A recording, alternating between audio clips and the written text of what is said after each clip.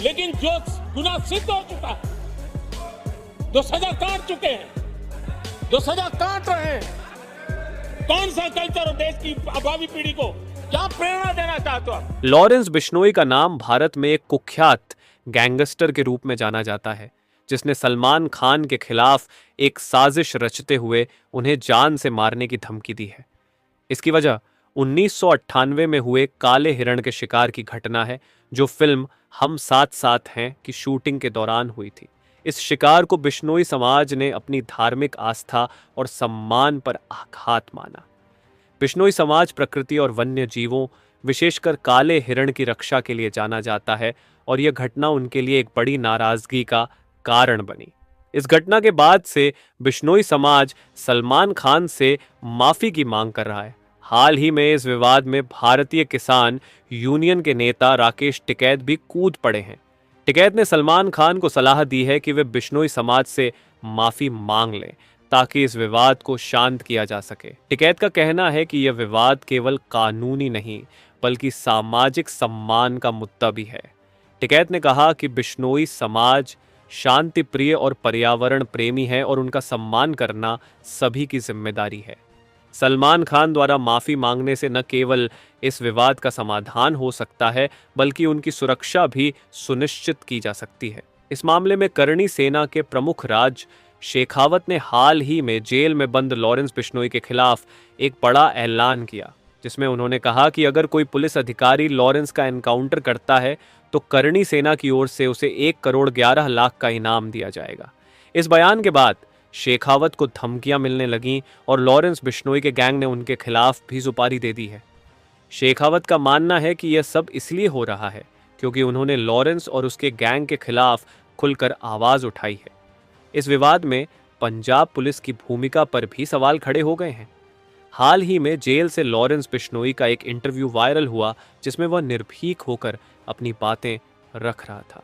इस इंटरव्यू के कारण पुलिस और प्रशासन की कार्यशैली पर सवाल उठाए गए, क्योंकि एक कैदी के लिए जेल से इंटरव्यू देना सुरक्षा और कानून व्यवस्था की गंभीर चूक को दर्शाता है। पंजाब सरकार ने इस मामले को गंभीरता से लेते हुए 7 पुलिस अधिकारियों को निलंबित कर दिया, जिनमें 2 डीएसपी भी शामिल हैं। इन अधिकारियों पर आरोप है कि उन्होंने लॉरेंस के इंटरव्यू की व्यवस्था की और उसे मीडिया के जरिए अपनी बात रखने का अवसर दिया। प्रधानमंत्री नरेंद्र मोदी ने भी इस मामले को गंभीरता से लिया है और एक उच्च स्तरीय बैठक बुलाई है। उन्होंने इस विवाद को शांतिपूर्ण तरीके से सुलझाने पर जोर दिया है और सलमान खान से भी बात की है। प्रधानमंत्री ने सलमान को सलाह दी है कि वे बिश्नोई समाज से माफी मांग लें ताकि इस विवाद का समाधान हो सके और समाज की भावनाओं का सम्मान भी हो। सलमान खान ने प्रधानमंत्री की इस सलाह को स्वीकार करते हुए माफी मांगने का निर्णय लिया है।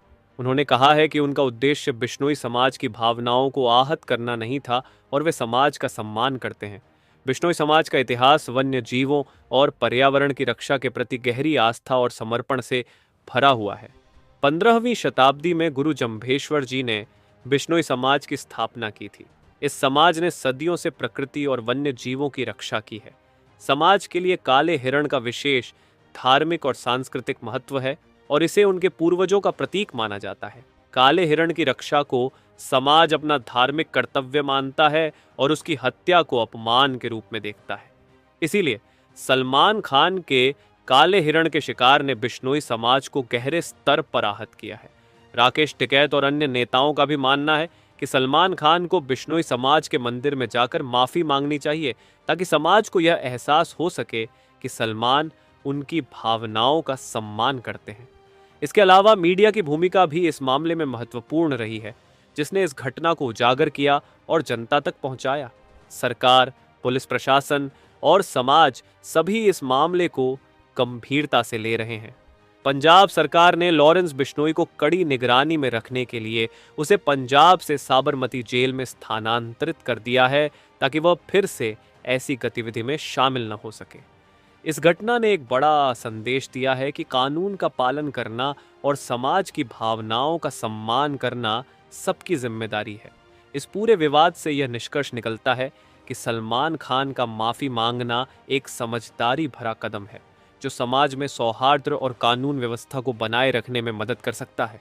सभी पक्षों को मिलकर इस विवाद का शांतिपूर्ण समाधान निकालने की जरूरत है ताकि न्याय, सम्मान और सुरक्षा को बनाए रखा जा सके।